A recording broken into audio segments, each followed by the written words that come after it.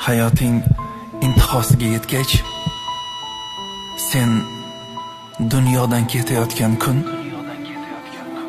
uyingda qancha qimmatbaho avtomobillaring borligi, qanday qasr misoli uylarda turganing, million narxlarga sotib olgan qanday mashhur kiyimlar va matohlaring qalashib yotgani, to'planib yotgan qancha boyliging borligi ahamiyatsiz bo'lib qolar do'stim.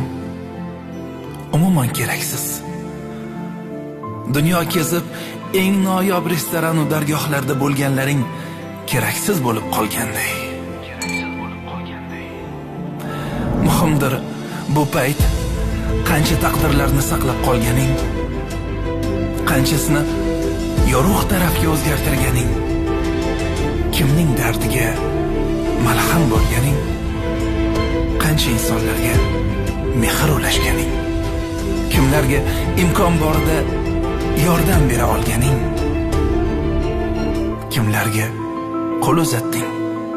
Qancha vaqtingni o'zingga emas, umuman bir begona insonga, senga muhtojlarga, senga intizorlarga sarf qilding.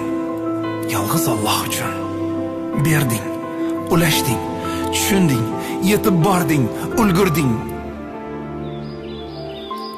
Umring so'ngida faqat shu senga asqotar, faqat shu muhim bo'lib qolar do'stim.